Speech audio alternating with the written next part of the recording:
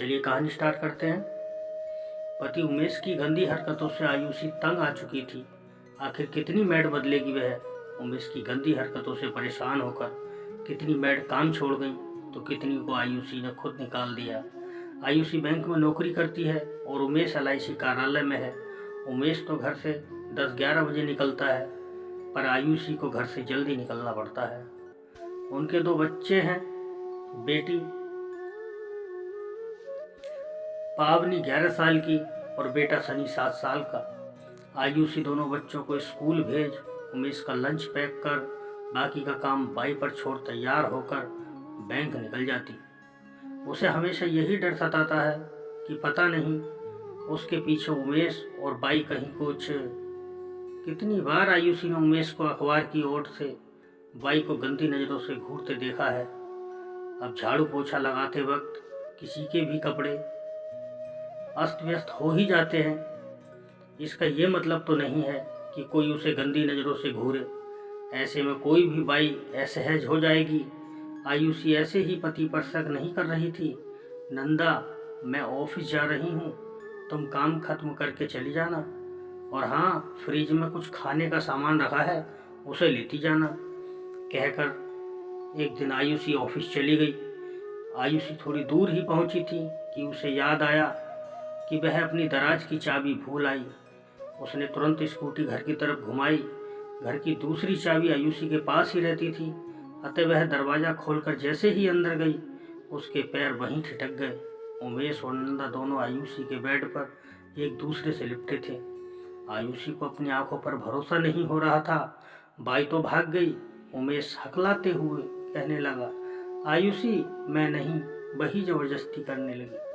आयुषी ने बिना उमेश की पूरी बात सुने एक जोरदार थप्पड़ उसके गाल पर दे मारा और फिर कहने लगी, शर्म नहीं आती तुम्हें झूठ बोलते हुए, बिना तुम्हारी मर्जी के वह है और तुम छी छी छी छी, कह आयुषी अपने आंसू पोंछते हुए आगे बोली, उस दिन को कोसती हूँ मैं जिस दिन में तुमसे शादी हुई थी।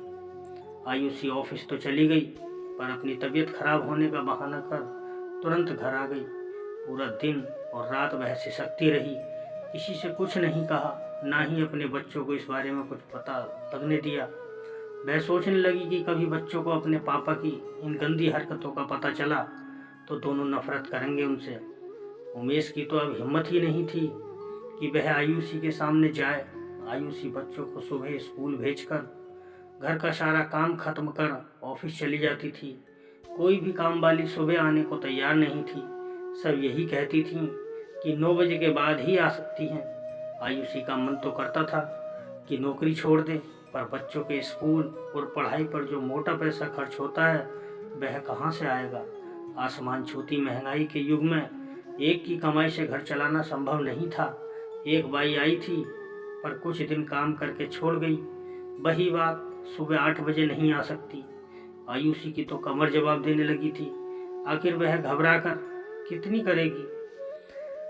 आयुषी ने अपनी सहेली वैशाली से बाई के बारे में पूछने के लिए फ़ोन किया तो उसने बताया, एक बाई आती तो है मेरे घर काम करने, पर वह थोड़ी बूढ़ी है, अगर तुम कहो तो भेज देती हूँ।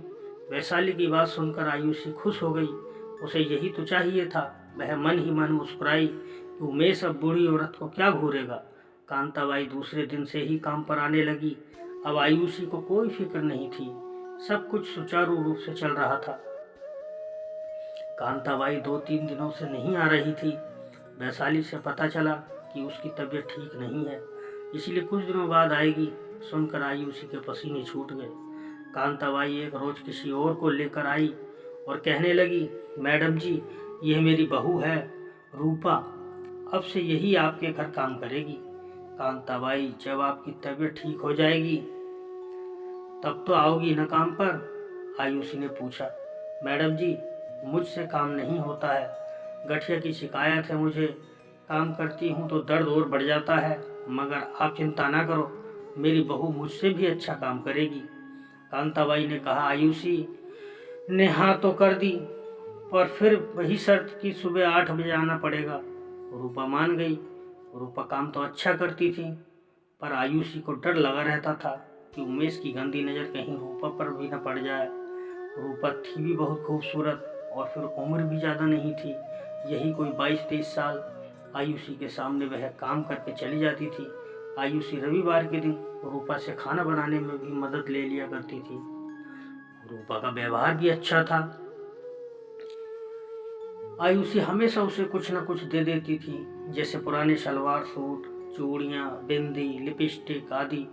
रूपा भी बहुत खुश रहती थी। आयुषी को वह अब मैडम जी नहीं, दीदी कहकर बुलाने लगी थी। आयुषी ने जब एक दिन रूपा से पूछा कि तुम्हारा पति क्या करता है, तो बोली, दीदी मेरा मर्द मजदूरी करता है। हमारी शादी के अभी 2 साल ही हुए हैं।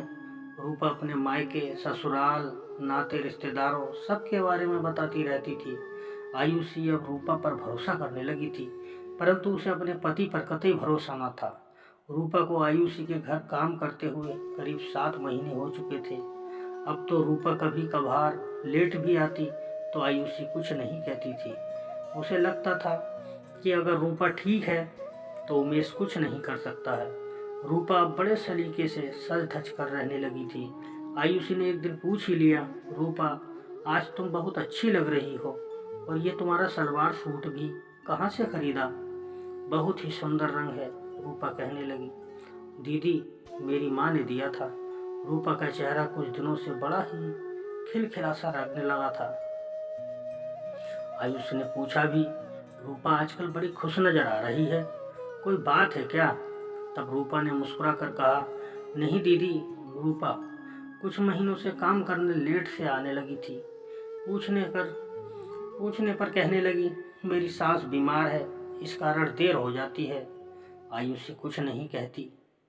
इससे आगे का पार्ट दोस्तों, आगे की कहानी जो है वो पार्ट 2 में आएगी, तो प्लीज़ चैनल को ज़रूर सब्सक्राइब करें पार्ट 2 देखने के लिए। पार्ट 3